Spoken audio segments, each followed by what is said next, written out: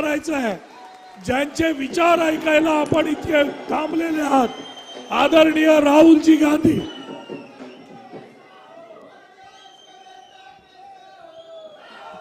राम राम मंडली.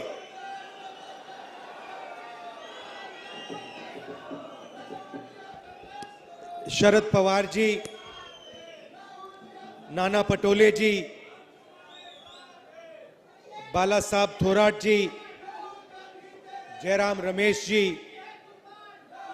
संजय राउत जी, जयंत पाटिल जी,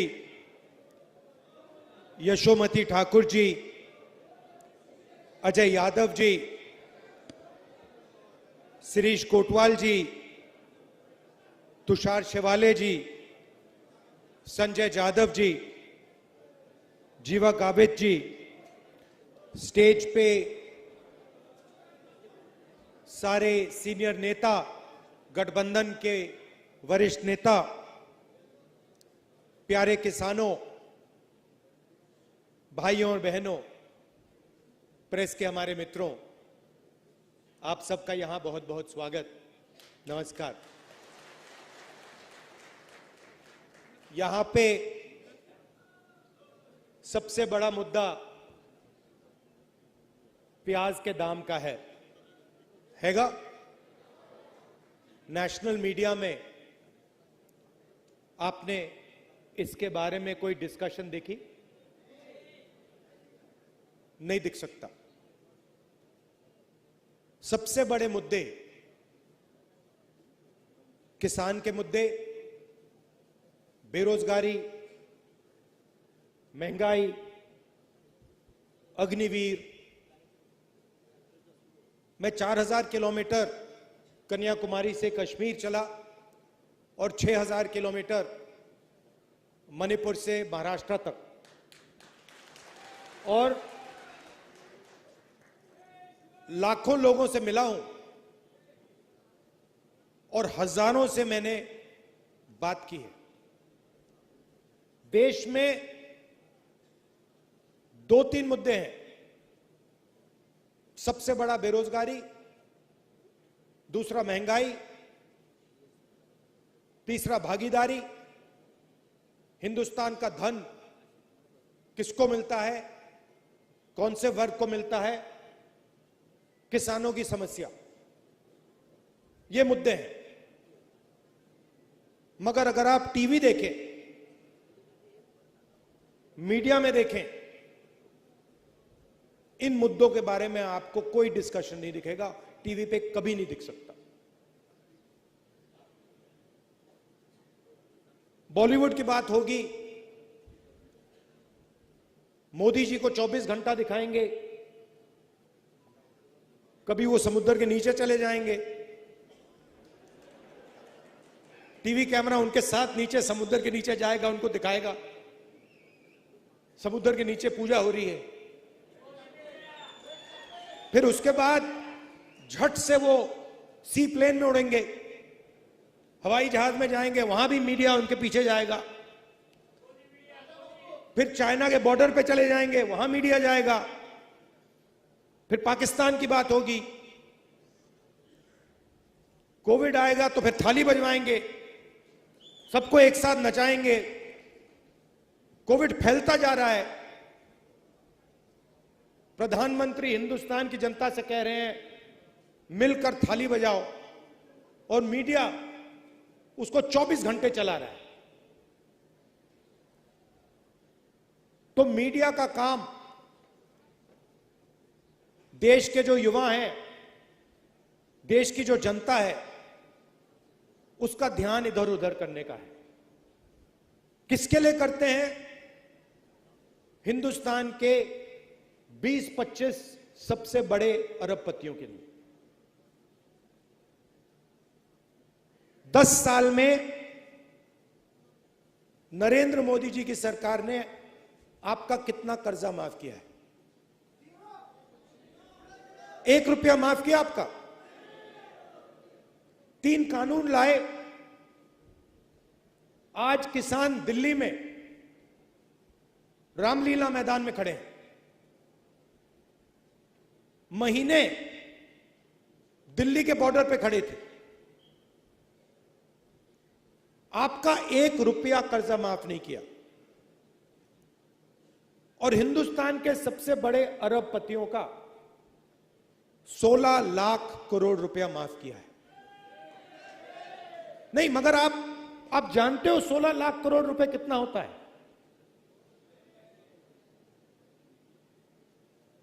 ऐसा बड़ा नंबर है, आम आदमी को, किसान को, मजदूर को, हमें यह नंबर समझ ही नहीं आता।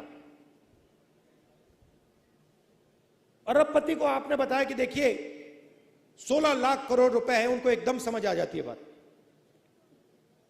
मनरेगा में 65,000 करोड़ रुपए लगता है साल का, उससे करोड़ों लोगों को रोजगार मिलता है। आपका हमने तकरीबन 70,000 करोड़ रुपया जब यूपीए की सरकार थी कर्जा माफ किया था, आपको याद होगा।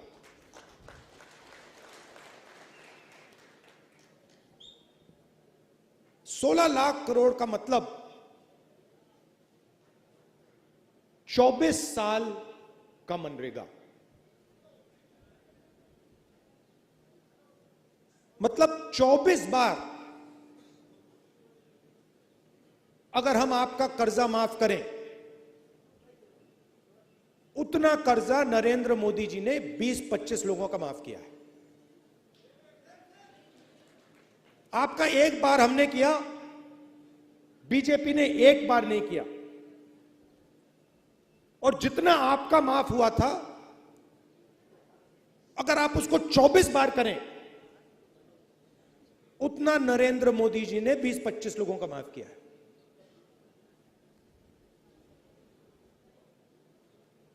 वो जो 20-25 लोग हैं, आज उनके पास उतना ही धन है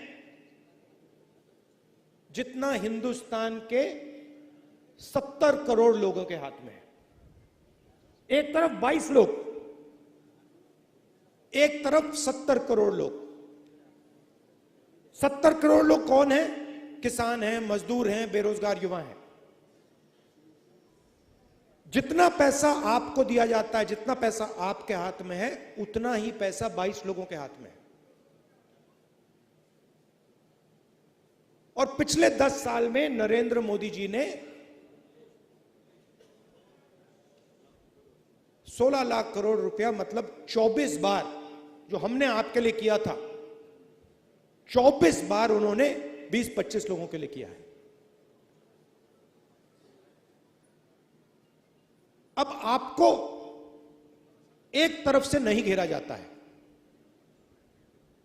तो अगर मैं ये कहूं कि एक दवाई से आपका काम बन जाएगा, वो गलत है। आपको चारों ओरों से घेरा जाता है। आपको सही दाम नहीं दिया जाता, नुकसान होता है तो बीमा का पैसा नहीं दिया जाता, जीएसटी लगा दी, कर्जा माफ नहीं होता। तो अगर मैं यहां कहूं कि भैया हम आपके लिए एक काम करेंगे और आपकी समस्या हल हो जाएगी, वो गलत होगा। अगर आपको चारों ओर से घेरा जा रहा है तो दवाई भी चारों ओर से लगानी पड़ेगी। तो दवाई क्या है? और यह भी शुरुआत है। सबसे पहले अगर हिंदुस्तान के सबसे अमीर लोगों का कर्जा माफ हो सकता है, पैसा आपका है, जितनी जीएसटी आप देते हो उतनी जीएसटी अदानी देते हैं।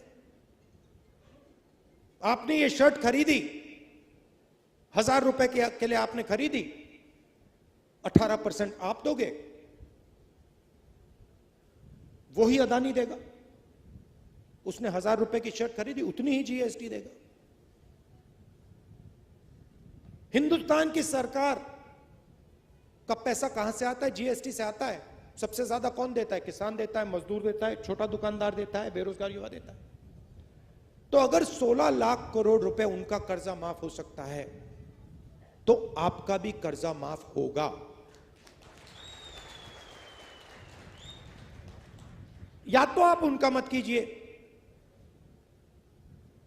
या सरकार को कहना चाहिए देखिए अगर किसान का कर्जा माफ नहीं होता है तो अरबपतियों का भी नहीं होगा, मगर अगर अरबपतियों का 24 साल का कर्जा माफ, आपका 24 साल का कर्जा माफ किया जा सकता है तो आपका भी होगा। तो पहली दवाई यह है। दूसरी दवाई जो यहां आप जानते हो, किसान को सही दाम नहीं मिलता, किसी भी स्टेट में नहीं मिलता। बीजेपी ने कहा कि कानूनी एमएसपी लागू नहीं की जा सकती। बिल्कुल की जा सकती है। हमने अपने मैनिफेस्टो में साफ लिख दिया है कि कानूनी एमएसपी लागू की जाएगी और स्वामीनाथन रिपोर्ट के मुताबिक की जाएगी। दूसरी दवाई ये। तीसरी दवाई, फसल बीमा योजना जो बनाया है उससे आपको नुकसान होता है।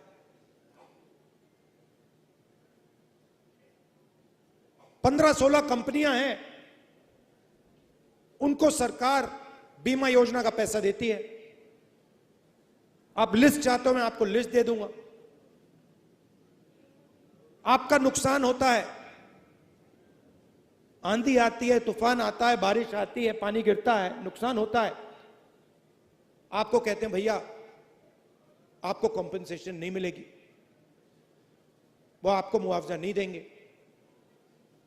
तो तीसरी दवाई, फसल बीमा योजना को रीस्ट्रक्चर करना। फसल बीमा योजना का काम आपकी रक्षा करने का है, उद्योगपतियों की रक्षा करने का नहीं है। तो तीसरी दवाई ये।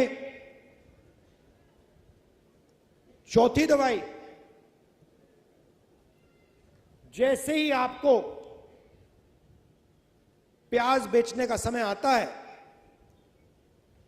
एकदम एक्सपोर्ट इंपोर्ट पॉलिसी को बदल दिया जाता है। एक्सपोर्ट इंपोर्ट पॉलिसी की ट्यूनिंग आपको मारने के लिए की जाती है। तो अगर हमारी सरकार आएगी, एक्सपोर्ट इंपोर्ट पॉलिसी से आपकी रक्षा होगी, आपकी प्राइस की रक्षा होगी, आपको आपका जो दाम है एक्सपोर्ट इंपोर्ट पॉलिसी उसकी रक्षा करेगी। और आखिरी चीज जो जीएसटी है, जो पहली बार किसानों पर टैक्स लग रहा है, अलग अलग तरीके के टैक्स हैं, अलग अलग लेवल के टैक्स हैं। इस जीएसटी को हम स्टडी करके एक टैक्स देंगे आपको, और हमारी पूरी कोशिश होगी कि किसान जीएसटी में ना रहे। मगर ये जो सब है, ये सब आपकी मदद करने के तरीके हैं। मगर जब तक एक व्यक्ति किसान का दुख को नहीं समझता है, किसान की मेहनत की इज्जत नहीं करता है, तब तक वो किसान की मदद नहीं कर सकता है। तो सबसे जरूरी बात यह है कि हमारे दरवाजे, चाहे वो महाराष्ट्र की सरकार हो, दिल्ली की सरकार हो, हमारे दरवाजे आपके लिए खुले रहेंगे। और आपको यह लगेगा कि दिल्ली में किसानों को रक्षा करने वाली सरकार है, किसानों की आवाज को सुनने वाली सरकार है। देखिए, जवान देश की रक्षा करता है, बॉर्डर पर रक्षा करता है, बाहर से कोई ना आए, उसकी जिम्मेदारी जवान की है। उधर उन्होंने अग्निवीर लागू कर दिया, 2 तरीके के शहीद बना दिए। 6 महीने की ट्रेनिंग मिलेगी अग्निवीर को, 6 महीने की ट्रेनिंग मिलेगी। चाइना को जो सैनिक है उसको 3-4 साल की ट्रेनिंग मिलेगी। अग्निवीर को पेंशन नहीं मिलेगी, कैंटीन नहीं मिलेगी, शहीद का दर्जा नहीं मिलेगा, और उसके साथ जो जवान लड़ेगा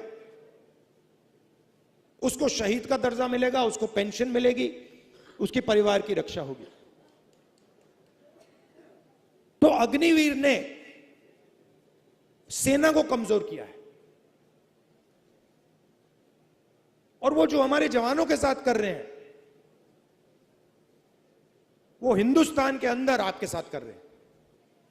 अगर जवान देश की बॉर्डर की रक्षा करता है तो आप देश के अंदर हमारी रक्षा करते हो। तो सरकार का फर्ज बनता है कि वो जवान की रक्षा करें और किसान की भी रक्षा करें, क्योंकि आपके बिना, मैं बता रहा हूं, आपके बिना देश नहीं चल सकता। देश बढ़ जाएगा, टूट जाएगा। और मैं दिल से बात कर रहा हूं, कभी भी आपको जरूरत हो, हमारे दरवाजे, मेरे दरवाजे, सरकार के दरवाजे आपके लिए खुले हैं। आप सब यहां आए, दिल से आपका धन्यवाद करना चाहता हूं। शरद पवार जी, संजय राउत जी, हमारे जो सीनियर नेता हैं, और जो किसान आए हैं, सबका बहुत बहुत धन्यवाद। नमस्कार, जय हिंद। राहुल गांधी संघर्ष करो।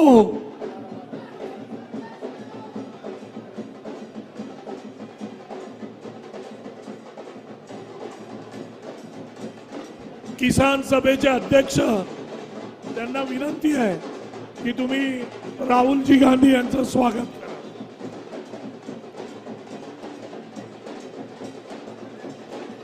या सभेसाठी उपस्थित असलेले आपले सर्वांचे लाडके नेते माननीय राहुलजी, तसेच सर्व आदरणीय मंचावरचे आणि सर्व शेतकऱ्यांचे आभार।